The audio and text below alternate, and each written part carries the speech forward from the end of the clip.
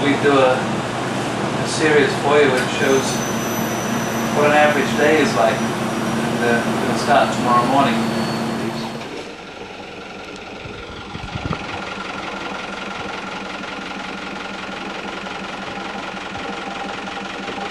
It's just a few minutes late, but that's normal. And now it's on its way.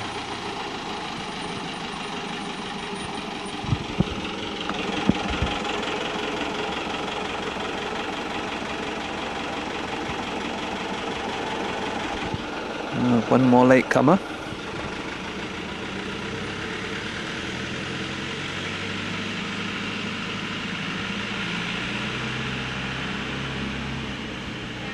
And so, as we say, another day has begun.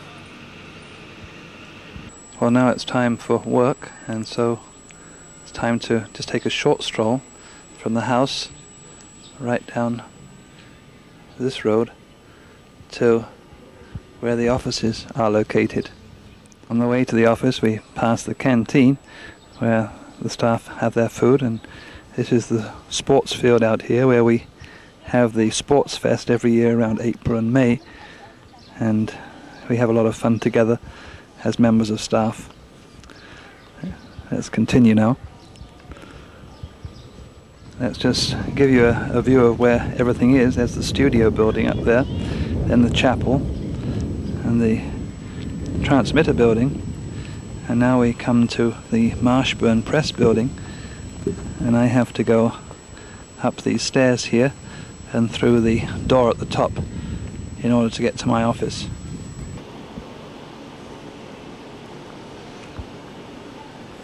And this here is where they're getting ready to put up the new administration building for FEBC. This is where the old building used to stand, and now it's all been torn down a few months back, and this is the site for the new Christian Radio Center Manila. And next to that we have the studio building, and we're now going to go in there to see Henny do some recording. Well, they have a concert every Sunday night. You can talk to God at any time and in any place, though it usually helps to find somewhere quiet. We'll pray too that you'll find some real Christians to meet with and to help you. And I suggest you look out for the Mekane Jesus Church in Addis Ababa. Since 1946, and I verified your station in those days when you used only 2 kilowatt with the call DZH6.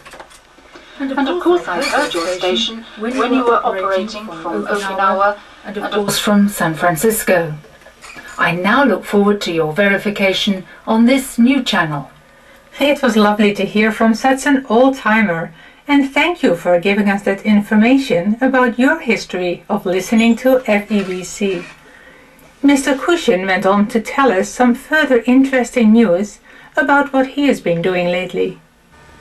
Now if we wander outside the studio, we come to the master control room here, and all the outputs from the studios go through here, and on the wall is a display which shows where our signals go out to from here in the Philippines. In Karuhatan, New Zealand. Next we have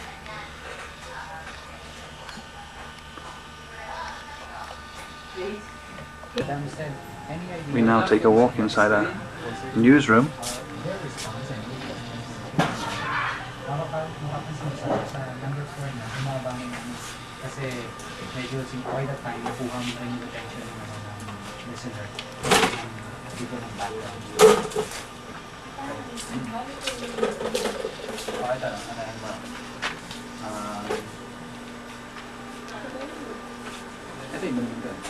Baghdad's ambassador to Washington said foreign men could leave Iraq, but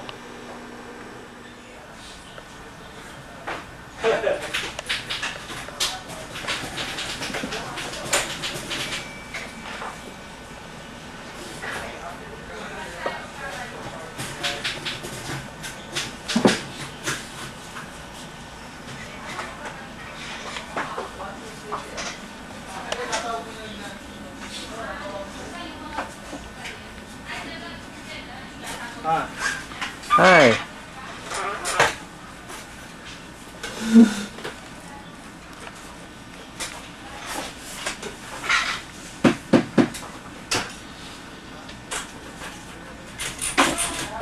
And from our traffic library we move to the microwave room, and this is the equipment which sends our programs to the transmitter sites.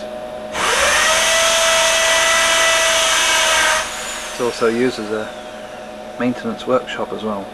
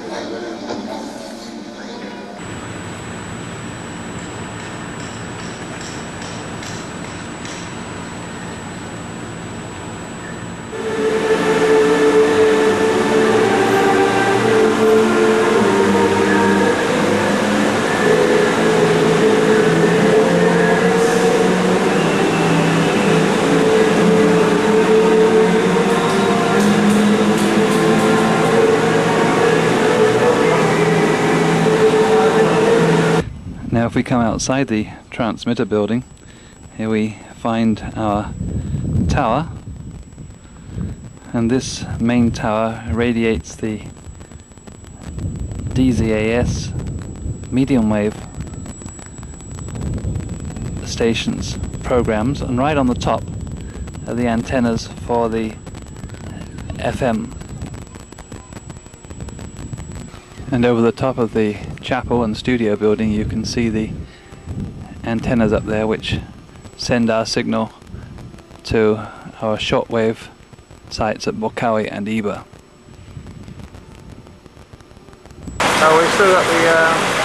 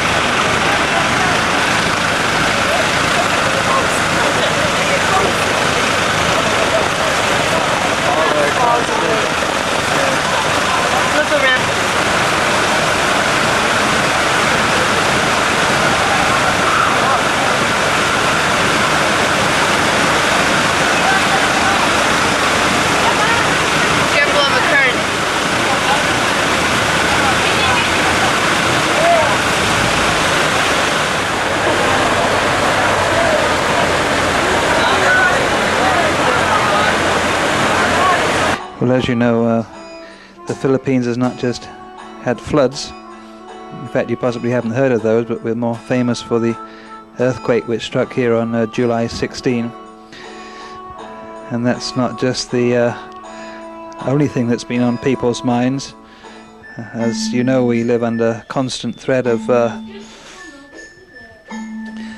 coup and the change of government, and you can see that reflected in these headlines here from the local newspaper. And then to add to all that, Iraq invades Kuwait, and of course, although you may not be aware of it, this has considerable implications for the Philippines, because there are some 90,000 Filipino workers there in the middle, at least in Iraq and in Kuwait.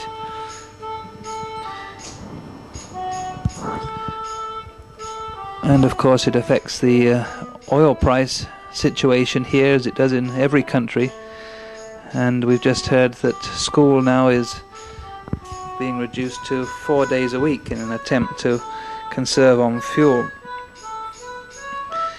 And then there's all the trial going on for those that are involved in the early coup attempt back there in last December. So life goes on here in the Philippines, and it seems...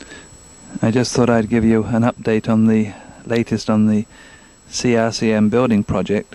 So here we are today. This is October 9, and this is the way things look. You can see here all the concrete blocks which have been fabricated here on site by the teams from Australia and New Zealand, and particularly the New Zealanders. They've been the ones that have been working steadily at this, and so here are all the concrete blocks all stacked up. Beautiful blocks, and made with our own machines here on site. And this is what the site looks like now. You can see the big pile of earth, and we'll go and take a closer look at that and some of the holes that are being dug back there where the auditorium is going to be. And then this is all the work area back here, and the tennis court, and this is where all the excavated earth is being dumped back here, right next to... There, that's much better. All right.